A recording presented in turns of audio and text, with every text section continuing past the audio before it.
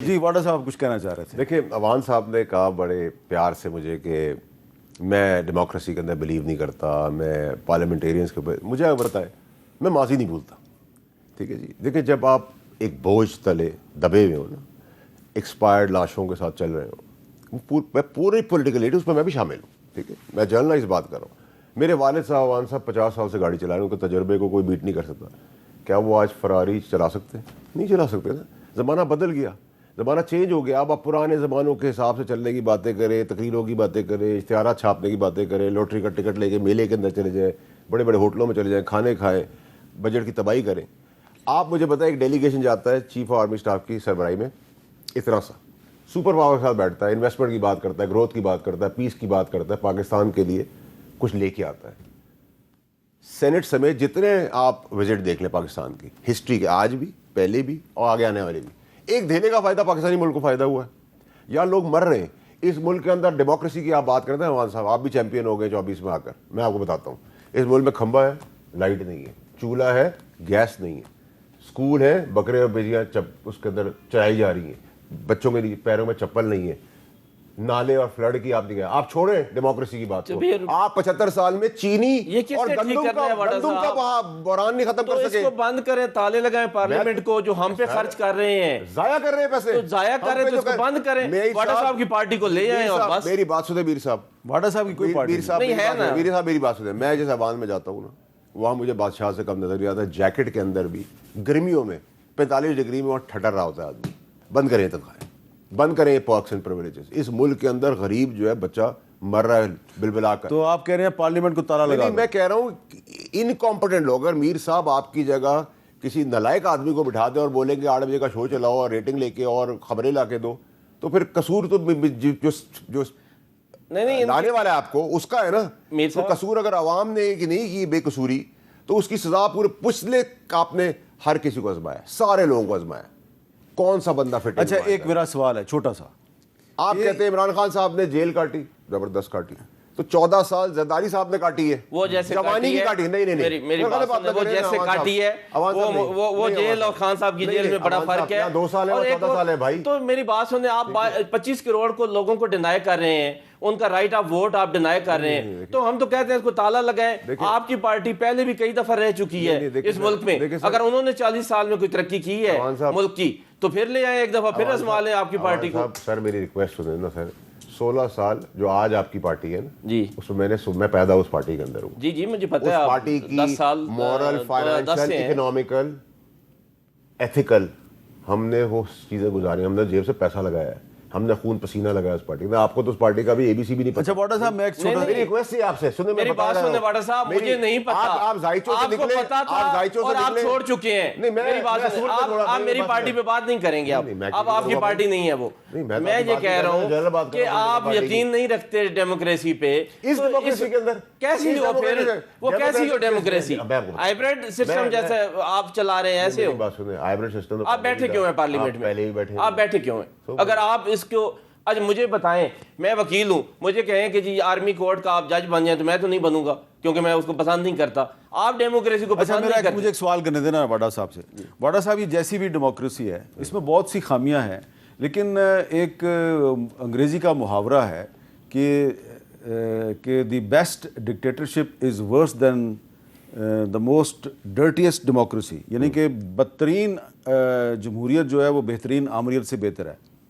کیا یہ جو جمہوریت ہے جس میں شہباز شریف صاحب پرائم منسٹر ہیں, اس جمہوریت نے پاکستان کو ڈیفالٹ سے نہیں بچایا؟ دیکھیں میر صاحب, ایک تو فیڈرل گورنمنٹ کے پاس نہ پہلے جو ہماری گورنمنٹ جب تھی تب, اور آج بھی فیڈرل گورنمنٹ کے کھاتے میں تو کچھ نہیں ہوتا. فیڈرل گورنمنٹ کا کام کیا ہے کہ وہ پیسے لیتی ہے, قرضے لیتی ہے, صوبوں کو دے دیتی ہے. صوبوں نے اپنے باپ کی جاگیر بنائی ہے, پورے پاکستان کے تمام صوبوں میں تباہی مچی ہے, پہلے ہی مچی ہوئی, آج بھی مچی, سارے صوبوں میں کرپشن کا بازار کھلا ہوا ہے. گندم اور چینی کو نہیں آپ سنبھال سکے. فلور آف دا ہاؤس میں آپ کو یاد ہوگا آخری شو کر کے گیا تھا میں آپ کے پاس سے, جب ملک سے باہر جا رہا تھا, 2 مہینے پہلے آگے وارننگ دی, کلائمیٹ چینج کی وارننگ دی. کسی کے آپ راکٹ سے, چاند سے, پلینوں سے, ہوٹلوں سے, اشتہاروں سے, تو آپ کہہ رہے ہیں یہ حکومت فیل ہو چکی ہے. نہیں, میں یہ کہہ رہا ہوں سر آپ کو کہ دیکھیں شہباز شریف صاحب تو اپنی کوشش کر رہے ہیں. شہباز شریف صاحب اگر صوبے تباہی کی طرف چلے جائیں گے تو گالیاں فیڈرل گورنمنٹ کو پڑتی ہیں، لیکن فیڈرل گورنمنٹ کا کوئی رول نہیں. فیڈرل گورنمنٹ تو ایک پوسٹ مین کا کام کرتی ہے. پنجاب میں تو ان کی پارٹی کی حکومت. لیکن سر مجھے تو نہیں پتا کہ ان کی کتنی پارٹی ہے اور کتنی پارٹی نہیں ہے. تو پنجاب کی بات میں کر رہا ہوں، میں سندھ کی بھی بات کر رہا ہوں، بلوچستان کی بھی کر رہا ہوں، میں کے پی کی بھی کر رہا ہوں. میں تو کسی ایک اسپیسیفک صوبے کی بات نہیں کر رہا. یہ تھوڑی پاسبل ہے کہ آپ کسی کو 25 کروڑ کا صوبہ دے دے، کسی کو 5 کروڑ کا صوبہ دے دے، کسی کو 18 کروڑ کا صوبہ دے دے. باپ کا راج تھوڑی چل رہا ہے یہاں. آپ کو صوبے، اگر آپ کو پاکستان کی ترقی چاہیے، بقا چاہیے، آپ کو ایڈمنسٹریٹو صوبے بنانے ہوں گے. ٹھیک ہے، آپ کو این ایف سی کو ایڈریس کرنا پڑے گا، ری وزٹ کرنا پڑے گا. آپ کو بلا خوف یہ جو دہشت گردی کے آپریشن کرنے پڑیں گے. یہ جب تک آپ پاکستان کو ان سب جگہوں کو ری ایڈریس نہیں کرے گا، پاکستان آگے نہیں چلا سکتے. شفقت صاحب اس پہ بتائیں جی. کہہ رہے ہیں جی نئے صوبے بنانے چاہیے. نہیں، نئے صوبے تو ضرور بننے چاہیے، میں ان کی بات سے متفق ہوں. اچھا. اور یہ میں تو خان صاحب کا بھی یہ ویژن تھا، اور میں تو ذاتی حیثیت میں، میری پارٹی کا کیا موقف ہوگا یہ میں اس پہ کچھ نہیں کہتا. میں ذاتی حیثیت میں یہ چاہتا ہوں کہ یونٹ چھوٹے سے چھوٹے ہوں. لیکن واٹر صاحب کے مجھے اس بات کی نہیں سمجھ آ رہی کہ یہ کون سا سسٹم ملک میں لانا چاہتے ہیں. اگر یہ ڈیموکریسی نہیں ٹھیک، یہ سیاستدان نہیں ٹھیک، یہ پارلیمنٹ اور پارلیمنٹیرین نہیں ٹھیک، تو ایک تو یہ پارلیمنٹ میں خود بھی بیٹھے ہوئے ہیں، اس سے یہ چلے جائیں، ریزائن کر دیں کہ جی یہ تو آپ ڈرٹی لوگ ہیں، آپ گندے لوگ ہیں، آپ مردہ لاشیں ہیں، میں آپ کے ساتھ نہیں بیٹھتا. آپ کسی کام کے نہیں ہیں. زندہ لاشیں. اور زندہ لاشیں، سوری زندہ لاشیں. تو زندہ لاشوں کی بات تو سنیں نا، میری بات تو سنیں. اس ملک میں جب بھی تبدیلی آئے گی، جب بھی کوئی اچھائی آئے گی، وہ سول سپرمیسی سے آئے گی. میر صاحب یہ 10 سال پہلے لوگ گزار کے یہاں پہ جا چکے ہیں جو جن کی طرف یہ اشارہ کر رہے ہیں، ان سے کچھ بھی نہیں اس ملک کا بدلا. آپ پوری دنیا کی ہسٹری اٹھا کے دیکھ لیں، کہیں پہ ڈکٹیٹرشپ میں کوئی ملک ترقی اگر کسی نے کی ہے تو پاکستان بھی کرے گا. یہاں پہ بھی ترقی ہوئی ہے، وہاں ڈیموکریسی میں ہوئی ہے، لیکن ڈیموکریسی میں اس کو ٹرو سینس میں چلنے تو ٹھیک ہے. میں ایک میر صاحب بات کرتا ہوں. آپ 8 فروری کو لوگوں کا مینڈیٹ مان لیتے، جو لوگوں نے مینڈیٹ دیا تھا، میں دیکھتا ہوں کیسے ملک ترقی. اب جواب دیں. سر میں پیدا ہوا وہی شکلیں، میں بڑا ہوا وہی شکلیں، میں جوان ہوا وہی شکلیں، میں بڑھاپے کی طرح چل پڑا ہوں وہی شکلیں. یہ آپ مجھے کہہ رہے ہیں کہ ڈیموکریسی کا نام یہ ہے کہ یہی ساری شکلیں 16 سال کی عمر سے شروع کریں گے اور 88 سال تک کی عمر تک 90 تک یہ چلاتے رہیں گے. پھر آپ ماضی کسی سب کے باپ دادوں کی ہسٹری پتہ کریں. کوئی بیڑی پی نہیں سکتا تھا، کوئی سائیکل نہیں خرید سکتا تھا، کسی کے پیر میں چپل نہیں تھی.